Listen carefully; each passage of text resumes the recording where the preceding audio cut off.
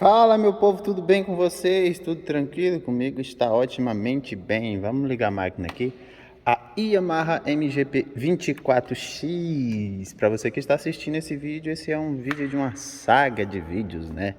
Que eu estou gravando com dicas. Dicas, não são aulas. São dicas de como eu faço o meu trabalhinho. Deixa eu pegar o meu fone de ouvido caseiro com um adaptador Bluetooth que eu comprei. Ficou muito legal.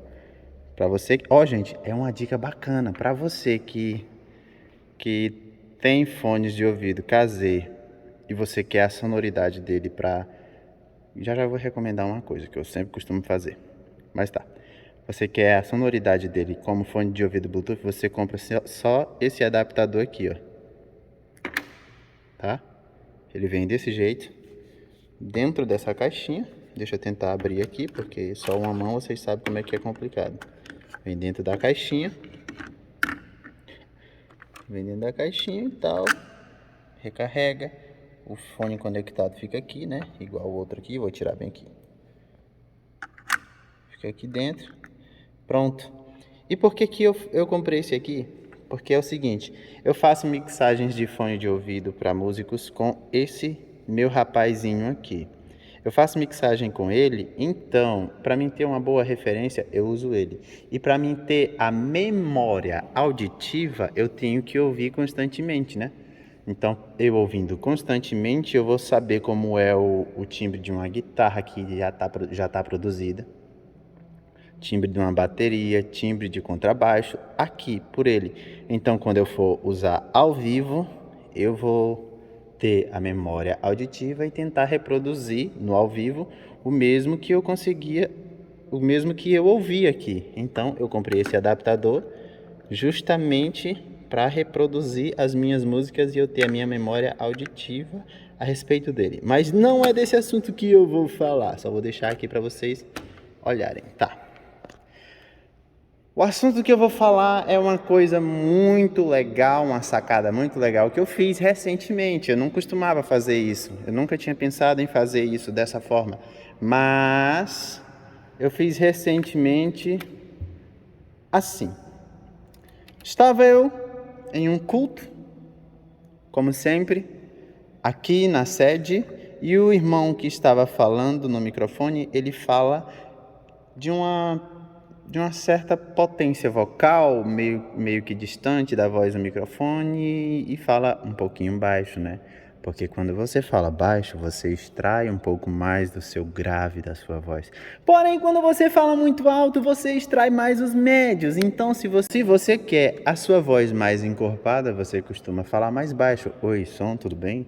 Aí você vai ter a voz mais encorpada, mais grave, aquele negócio. Aí, por causa disso, o volume fica desse tamanhinho. Eu sempre uso em 0 dB e ajusto o meu ganho, né? Como eu sempre venho falando, eu sempre ajusto ele para que fique um som homogeneamente, um som legal para todos, tanto para mulheres quanto para homens, para todo mundo. Qualquer coisa eu faço só a oscilação aqui. E o que estava acontecendo? Estava acontecendo a seguinte coisa. O irmão falava muito baixo, mesmo o volume aqui, o fader, está em 0 dB. Eu uso 0 dB como uma marcação também, que você pode também usar, né? Tipo uma marcação assim, o volume de fulano de tal fica ideal em 0 dB. Pã, já tá. Porque se eu falar, suponhamos que alguém está aqui na mesa e me pergunta, Isaías, qual é o volume ideal para tal microfone que você usa no domingo, aquele microfone amarelo? Eu falo assim, fica em 5 negativo. Uma pessoa leiga vai saber onde é 5 negativo aqui? Tem 2 5. Mas ele vai saber se é esse aqui, esse aqui ou esse aqui. Um leigo não vai saber. Eu falei assim, coloca o volume no 0 lá, que tem um númerozinho 0, você coloca lá ali a fitinha preta, no 0 ali já vai estar um volume bacana. Ok, por isso que eu uso como uma marcação, sempre. Eu ajusto o meu ganho. E ok, é também um dos mais corretos. Tá, o volume estava em 0 dB, estava um volume legal para quando outras pessoas falavam, estava soando numa altura bacana, só que quando o dirigente estava falando, por ele falar um pouco mais baixo, colocar um pouquinho mais distante, falar um pouquinho mais grosso, né? Porque queria a voz encorpada e tal. Então o volume vinha pouco. E o que eu fiz? Pensei, para mim não ficar oscilando demais aqui. Ele vai falar, eu ter que aumentar, alguém vem falar, eu vou ter que abaixar. E poderia eu abaixar demais ou então subir demais da próxima vez que ele fosse falar. O que eu fiz? Deixei em 0 dB. Quando alguém falava, ok. Quando ele ia falar, o que eu fiz? Tirei os outros canais que eu estava usando, que era o teclado e o meu violão. Tirei do auxiliar 3 e 4, né? Todos eles, tirei do 3 e 4. E direcionei o microfone para o subgrupo 3 e 4, que esse aqui é o subgrupo 3 e 4. Direcionei para o subgrupo 3 e 4. Do subgrupo 3 e 4, eu usei o 4. O subgrupo 4, né? O fader 4. Direcionei ele para o estéreo e dava um ganho. O que acontece? Todos os outros canais que não estava direcionado ao subgrupo não vai ter esse ganho.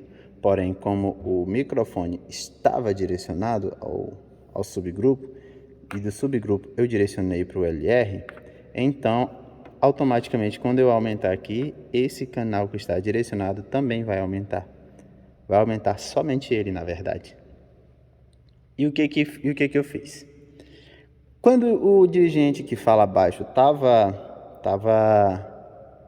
falando, eu aumentei aqui e deixei um volume que posso dizer que ficou legal quando ele estava falando. Ficou um volume ideal, ou seja, alto.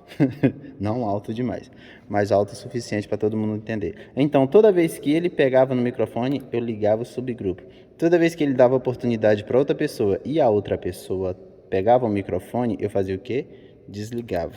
Ou seja, aí o volume voltava ao normal. E toda vez que ele ia falar, eu ligava novamente. Mas por que tu usou isso aqui ao invés de ficar aumentando? Deixa eu falar outra coisa aqui. O meu side, aquele ali, eles são usados em pós-fader. Ou seja, se eu aumentar aqui, vai oscilar lá. Então, como eu não queria essa oscilação lá no meu side, que se eu mexer aqui, vai oscilar lá, vai mudar o som lá. Então, como eu não queria muito essa oscilação, eu preferi fazer só isso, porque aqui só ia mudar só no PA. E simples e fácil, reto, simplificado desse jeito, e é muito massa.